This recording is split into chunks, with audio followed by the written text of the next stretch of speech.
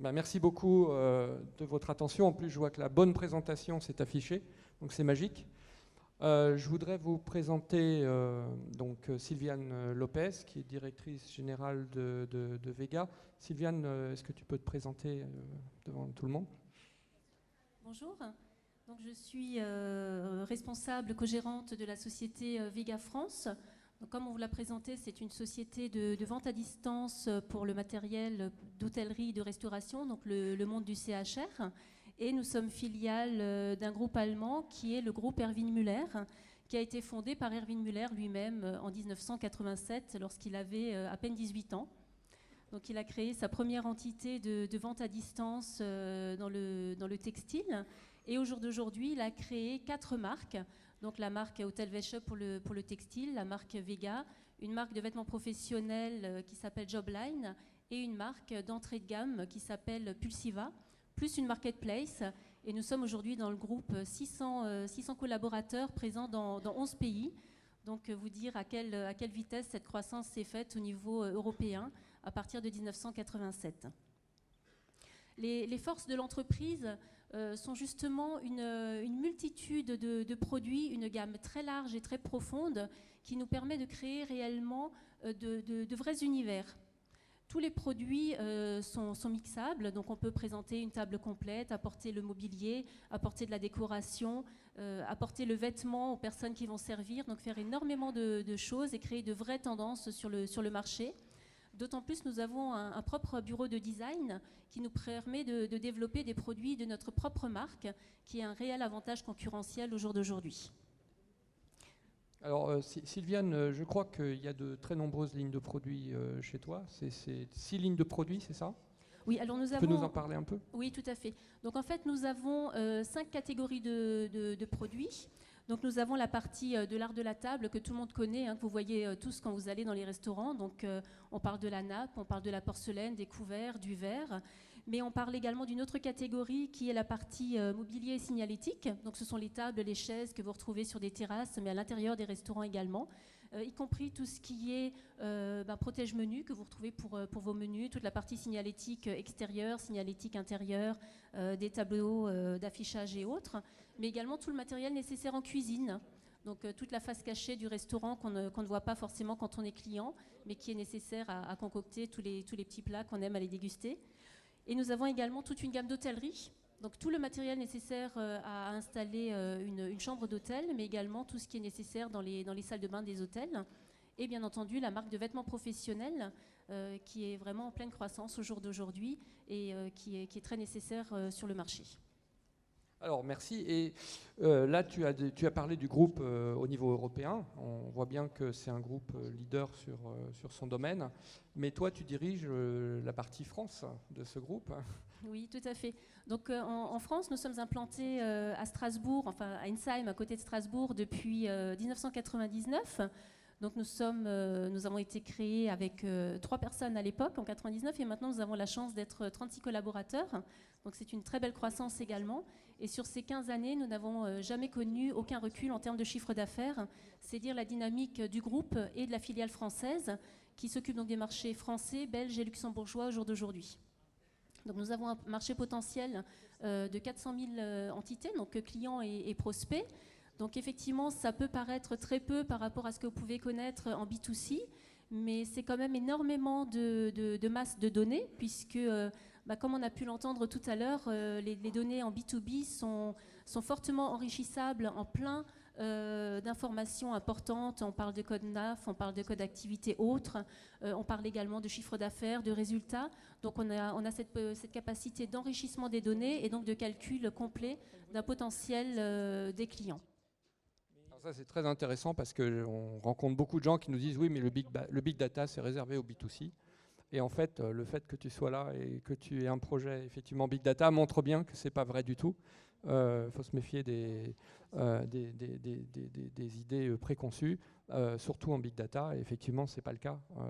Le B2B s'adresse aussi à des clients et on peut les analyser. Oui, tout à fait. C'est d'autant plus vrai que quand on essaye d'analyser toutes les données sans Big Data, on le fait sous Excel, un petit peu avec d'autres systèmes, mais beaucoup sous Excel. Donc on fait des tableaux croisés dynamiques, on a beau bien maîtriser, on refait un dynamique d'un autre dynamique, mais on se rend compte qu'on est très vite à la limite, surtout quand il faut essayer de trouver des corrélations entre certaines données. Donc quand on essaye déjà de compiler toutes les informations qu'on a et ensuite d'en tirer des conclusions, ça devient très compliqué et on est très vite à la limite, même avec, je dirais, seulement 400 000 lignes d'informations. Alors, merci Sylviane. Je vais peut-être rapidement présenter Coeris. Donc, moi-même, je suis Didier Gauthier, je suis directeur de la connaissance client et du département data mining de Coeris. Coeris est un éditeur de logiciels qui fait à peu près 16 millions d'euros de chiffre d'affaires. Je crois qu'il y a deux choses à dire importantes sur Coeris. La première, c'est qu'on a tout notre département recherche et développement qui est en France et on investit à peu près 22% de notre chiffre d'affaires annuel dans la recherche et développement. Et l'autre chose importante aussi, je pense, c'est de dire qu'on a le label entreprise innovante BPI France OSEO. Avec des clients qui nous emmènent sur de nombreux pays, 86 pays en tout, avec plus de 1000 clients grands comptes. Coeris a deux grandes gammes de produits logiciels. Une première gamme d'outils CRM avec deux lignes de produits dans cette gamme qui correspondent donc au CRM généraliste et au CRM spécialisé grande distribution. Et une autre ligne de produits qu'on appelle Coeris Analytics, qui est plus celle qui est représentée aujourd'hui par le témoignage de Sylviane, où on a également deux grandes lignes de produits.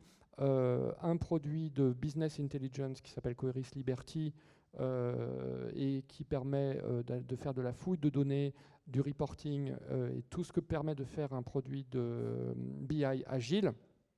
Et également un autre produit qui est un produit big data, donc de data mining, qui s'appelle Coeris SPAD, que certains d'entre vous ont peut-être déjà croisé, et qui permet lui de faire de l'analyse de données, j'allais même dire de l'analyse de données à la française, à savoir aller plonger dans les données pour analyser de la donnée autant structurée que de la donnée non structurée. Alors, comme le projet qui nous intéresse aujourd'hui, c'est quand même le projet de Sylviane, je vous propose qu'on en parle un petit peu. Et Sylviane, si je peux me permettre de te poser cette question, quand tu as voulu démarrer ce projet Big Data, quel était ton objectif ? Alors en fait, comme je vous le disais, filiale d'une maison mère allemande, ce qu'on fait beaucoup de VADistes, on a continué à inonder le marché depuis des années. Quand on était sur les années florissantes, tout fonctionne bien, le chiffre d'affaires augmente, les résultats est là, tout se passe bien. Mais comme dans tous les autres secteurs d'activité aussi, la situation est toujours plus difficile, toujours plus tendue. Et on se retrouve dans des situations où on a besoin réellement de rationaliser les coûts pour pouvoir investir à d'autres endroits, au niveau du site internet notamment, au niveau de toutes les campagnes que vous connaissez toutes et tous. Ça nécessite un budget également, ce qui nous oblige à libérer du budget au niveau de tout ce qui est papier. Pour le faire, donc, il faut passer par cette démarche de Big Data pour rationaliser les coûts, pour vraiment avoir des campagnes de plus en plus efficaces et de cibler réellement au mieux les clients. Donc le but ultime, c'est bien entendu d'avoir la bonne offre au bon client, au bon moment et via le bon canal. C'est vraiment l'objectif du projet. Et c'est pour ça que nous avons eu besoin de l'aide de Coeris avec SPAD pour pouvoir justement développer ce projet. Alors, ce que tu as vu dans SPAD, c'est la capacité de peut-être mieux comprendre le comportement d'achat de tes clients. Tu peux nous en dire un petit peu plus là-dessus ? Oui, alors tout à fait. Avec SPAD, on voit très rapidement des profils de clients. C'est-à-dire qu'on a très rapidement pu détecter quels étaient leurs paniers, comment se composaient les paniers des clients, quels étaient ces clients, comment ils achetaient, comment ils se comportaient d'une année à l'autre, c'est-à-dire quel était leur développement, est-ce que c'était des clients plutôt en progression, plutôt en régression, et de pouvoir définir de réelles campagnes nécessaires par rapport à ces comportements d'achat. Très bien. Alors, c'était quand même un assez important challenge, puisque je crois que tu as beaucoup de références produits et puis beaucoup aussi de canaux sur lesquels tu peux t'adresser à ces différents clients. Oui, tout à fait. Donc, on a, comme je vous le disais tout à l'heure, on a quand même énormément de gammes de produits, donc énormément de références articles. Hein. Vous imaginez, on vend des nappes dans différentes dimensions, dans énormément de couleurs. Donc, je vous laisse imaginer le nombre d'articles que ça peut représenter. Donc, c'est vrai que tout ce volume de données est très difficile à gérer. Et donc, il est très important pour nous d'avoir justement un outil comme SPAD pour pouvoir les traiter de façon correcte et non pas seulement avec Excel, avec lequel on était incapable de sortir des corrélations. Hein, puisque ce qui nous importait surtout, c'était de savoir ce qui fonctionne ensemble. C'est-à-dire, est-ce qu'il y a une typologie de client qui a un certain comportement d'achat sur un certain canal. C'était tout l'intérêt. Et ça, cette information, tu ne l'avais pas avec Excel? Ah non, pas du tout. Donc on avait des bribes d'informations, certes, mais pour avoir toutes ces informations de façon corrélée, on aurait été incapable de l'avoir sous Excel. Donc effectivement. Est-ce que tu peux nous dire, parce que ce qui intéresse, je pense, nos auditeurs, c'est de savoir un petit peu comment ça se passe un projet Big Data. Est-ce qu'il y a différentes phases et comment tu l'as vécu? Alors tout d'abord, il y a bien entendu une phase d'exploration parce que chacun, alors on parle beaucoup de big data, de toutes les informations qu'on trouve sur Internet, toutes les informations qu'on peut collecter, toutes les informations externes, mais finalement, on a tendance à oublier qu'on a tous chez nous, dans nos bases de données, une mine d'or. Et notamment, la phase exploratoire permet d'aller chercher dans cette mine d'or, de regarder qui sont nos clients, quels sont leurs comportements, et est-ce qu'il y a des choses qui peuvent en ressortir, et est-ce qu'on peut en ressortir des scénarios qui seraient adaptables pour pouvoir réaliser, on va dire, un meilleur bénéfice et des actions beaucoup plus rentables. Et est-ce que tu penses qu'un projet Big Data, finalement, peut se gérer comme un projet informatique classique au sens BI, ou bien est-ce que, d'après toi, il y a des caractéristiques vraiment particulières sur un projet comme ça? Je pense qu'il y a des caractéristiques un petit peu particulières et je pense notamment déjà à la discussion qu'on peut avoir, puisqu'en fait sur un projet Big Data, il y a toute une partie, on va dire, de statistiques, d'analyse, mais il y a aussi toute une partie de connaissance du marché, d'intuition et d'échange. Et c'est, je pense, ce qui est très important dans le projet Big Data, c'est de ne pas s'arrêter à un seul des critères, c'est-à-dire de ne pas prendre que son intuition, qui peut être bonne ou pas, de la corréler avec, bien entendu, des statistiques, et surtout de pouvoir échanger. Et dans ce domaine-là, c'était vraiment très très plaisant de pouvoir échanger avec Didier notamment pour pouvoir monter différents scénarios et prendre les bonnes décisions. Merci. Et ce que j'entends dans ce que tu nous dis, c'est que finalement, on ne maîtrise pas forcément le temps que va durer cette période exploratoire au début. Elle peut être plus ou moins longue et on ne peut pas prévoir a priori que ça va durer tant de jours. Tout à fait, puisque tout l'intérêt, c'est d'analyser les données, d'aller regarder ce qu'il y a à l'intérieur, mais on ne sait jamais finalement ce qu'on va trouver.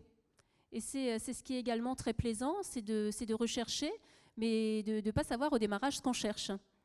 Et c'est d'autant plus intéressant et c'est d'autant plus motivant et plus grisant. Très bien. Alors évidemment, bien sûr, ça se fait avec méthode. Alors, autre aspect du projet, je pense que ce serait intéressant que tu nous parles un petit peu des résultats que tu as obtenus sur cette première phase du projet. Donc, en fait, sur la phase exploratoire, on s'est rendu compte vraiment qu'on avait certains clients qui avaient un potentiel et un panier un petit peu différent des autres. C'est-à-dire qu'un certain nombre de clients étaient des acheteurs d'hôtellerie. Donc, pas tous, bien entendu, mais simplement une partie. Et qu'au jour d'aujourd'hui, donc jusqu'à avant ce pilote, on continuait à leur envoyer tous les produits de l'hôtellerie constamment dans tous les catalogues. Donc globalement, on envoyait à une partie de la cible des produits qui ne les intéressaient pas, qu'ils n'achetaient jamais. Donc il faut s'imaginer que c'est quand même 24 pages de catalogue envoyées 9 fois dans l'année à des gens qui n'avaient aucun intérêt. Donc globalement, on a pris la décision, plutôt que de continuer à inonder ce marché, de sortir complètement ces pages d'hôtellerie du catalogue général et de créer un catalogue spécifique, donc bien ciblé sur les clients qui avaient intérêt aux produits d'hôtellerie. Donc on l'a testé dès la fin d'année dernière et en comparant donc sur le dernier trimestre, on se rend compte qu'en envoyant finalement 47% de pages en moins sur le marché, nous avons réussi à avoir 17% du chiffre d'affaires en plus sur ces produits d'hôtellerie, 7% d'acheteurs en plus, ce qui n'est pas neutre quand même, hein, puisque ce sont des gens qui nous connaissaient déjà, mais qui visiblement ne nous trouvaient pas, puisque les produits d'hôtellerie étaient cachés dans le catalogue général. Donc d'où l'intérêt de créer un catalogue spécifique. Il faut savoir aussi, puisqu'on a mesuré l'impact que ça a pu avoir sur les gens qui ne recevaient plus cette partie d'hôtellerie, puisqu'elle a été ciblée correctement par la suite, il n'y a eu aucun impact. C'est-à-dire que les gens qui n'achetaient pas en hôtellerie, le fait de leur supprimer cette catégorie de produits n'a pas eu d'incidence. Donc on n'a pas perdu en chiffres sur ces gens-là. Et on a bien entendu renforcé notre image, puisque forcément la visibilité sur cette gamme de produits est bien plus forte au jour d'aujourd'hui qu'elle a pu l'être auparavant. Donc ça a tellement bien marché qu'au jour d'aujourd'hui, la décision a été prise de faire un roll-out sur tous les pays européens de cette stratégie de catalogue spécialisé. Alors, je crois que grâce au big data et au data mining, tu savais que ça allait marcher avant de le faire, n'est-ce pas ? Tout à fait, puisque en fait, on a bien entendu une phase exploratoire avec le big data, mais ensuite, quand on met en production, on teste et on fait des analyses prédictives. Donc, on sait réellement ce qui va se passer par la suite en termes de nombre d'acheteurs, en termes de chiffre d'affaires. Donc, on n'est pas tout à fait dans le flou. C'est tout l'intérêt du big data. Oui, donc effectivement, un coût d'envoi quasiment divisé par 2, si je prends les frais d'impression, les frais d'envoi et tout ça, et un bénéfice de chiffre d'affaires de 17% dans une phase qui est quasiment une phase de démarrage de ton projet. Tout à fait. Donc vraiment sur la phase uniquement de démarrage, il faut s'imaginer que maintenant c'est la stratégie qui va être appliquée pendant toute l'année sur l'ensemble des pays d'Europe. Donc je vous laisse imaginer de façon exponentielle ce que ça peut donner en termes de résultats. Alors c'est fabuleux ce que tu es en train de nous expliquer, mais j'imagine que ça, il a fallu que tu le vendes à ta direction. Il a fallu que tu en parles. Et moi, j'aimerais que tu puisses nous dire quelles sont les difficultés que tu as rencontrées. Ce qui a été le plus difficile, c'est bien entendu, comme tout changement, c'est la crainte qu'on peut avoir. Puisque, comme je vous l'expliquais au démarrage, on avait tendance à inonder le marché en se disant c'est ce qu'il y a de mieux à faire. On met un maximum de produits dans des catalogues de plus en plus grands qu'on envoie à l'ensemble du marché. C'est ce qui fonctionne. Et c'est vrai que quand on a cette pensée stratégique au démarrage, c'est un petit peu difficile de se dire je vais me priver d'un certain nombre de pages. Donc la pensée de départ, c'est de dire je prends un risque de perte de chiffre d'affaires. Donc c'est un petit peu compliqué d'arriver à démontrer tout ça, en réussissant déjà à démontrer que les coûts étaient neutres, puisqu'en fait l'économie d'un côté permettait de financer un catalogue spécialisé de l'autre. Ça a permis d'obtenir l'accord de notre PDG, mais au vu des résultats, c'est vrai que c'est la bonne stratégie à mener, même si c'est un petit peu difficile de la vendre au démarrage. Alors, est-ce que le fait d'avoir un outil de big data t'a aidé à vendre cette stratégie? C'est-à-dire parce que, après tout, on pourrait dire que finalement, de faire un catalogue supplémentaire, c'était aussi du bon sens, que finalement, tu aurais pu peut-être l'imaginer toi-même, et en même temps, que finalement, les cibles, tu les connaissais parce que tu es une grande professionnelle de ton métier. Donc, est-ce que le fait d'avoir un outil Big Data qui te permette de faire du prédictif sur ces cibles-là et de voir quelle allait être la réponse, en fait, t'a permis d'une certaine manière de le vendre à ton PDG? Oui, tout à fait, puisque en fait, en appliquant le modèle qu'on a retenu à l'ensemble du marché, on obtient très, très clairement un chiffre d'affaires et un nombre d'acheteurs. Donc on obtient de très beaux graphiques de gains également qui permettent de montrer de façon très très visuelle le résultat qu'on peut attendre et donc permettent de vendre plus facilement un projet que si on sort simplement 2-3 feuilles Excel. Ok. Et est-ce que d'après toi, le fait de mettre en place un projet Big Data quand même dans le cœur opérationnel de ton business, ça a eu des impacts auxquels tu ne t'attendais pas? C'est-à-dire, par exemple, sur les ressources, sur la communication avec ton management, sur la stratégie d'entreprise, sur tous ces aspects-là, finalement. Disons que je pense qu'au final, la confiance est grandissante puisque le management m'a fait confiance et maintenant s'adresse de plus en plus à la France, notamment pour intervenir au niveau européen et donc pour être à l'initiative du catalogue de 2015. C'est-à-dire que la France est responsable complètement des catalogues de l'ensemble des pays à partir de l'année prochaine. Donc c'est vrai que ça a un impact très positif puisque les résultats, quand ils fonctionnent, donnent confiance et permettent d'obtenir en fait des tâches intéressantes complémentaires. Donc on peut dire que grâce à Coeris, finalement, tu as hérité de plus de travail. Merci. Bon, est-ce que c'était une bonne chose ? C'était une très bonne chose, hein, puisque je pense qu'on n'est pas les seuls à travailler dans des groupes internationaux. Il est des fois un petit peu difficile, comme petite filiale, de se faire entendre. Et clairement, quand on sent que la confiance est là et que les projets réussissent, c'est plus que plaisant. Donc, oui. Donc très bien, et félicitations, hein, pour avoir mis en place ce projet. Alors, ce qui serait intéressant, c'est d'expliquer maintenant les étapes suivantes de ce projet. Donc, d'après ce que j'ai compris, tu as des étapes à venir qui sont prévues. Tout à fait. Donc, comme je disais déjà, il y a cette partie de catalogue européen. Donc, ce n'est pas simplement de faire un catalogue, mais c'est d'analyser toutes les données qui vont avec, de mettre les bons produits via les bons canaux, à la bonne fréquence, enfin réaliser tout le plan marketing finalement pour les années à venir. Et bien entendu, on parle également d'autres choses, c'est-à-dire de renforcer plein de campagnes cross-canal, de faire plus de cross, d'upselling, etc. Donc, il y a énormément de choses qui vont découler maintenant du big data et qui vont venir par la suite. Excellent. Donc, je pense que c'était vraiment un témoignage très intéressant. Je propose qu'on passe à la partie questions-réponses. Oui, alors juste une question, parce qu'on n'a vraiment pas beaucoup de temps. Donc juste une question, vous avez été un peu long. Rapidement, est-ce que je vois une main qui se lève? Hop, hop, hop. Eh bien, je vous invite donc à aller voir Coeris sur son stand, je crois que c'est le E3. E03. E03, et de les applaudir pour ce témoignage très concret. Pendant que les intervenants suivants vont s'installer, merci beaucoup.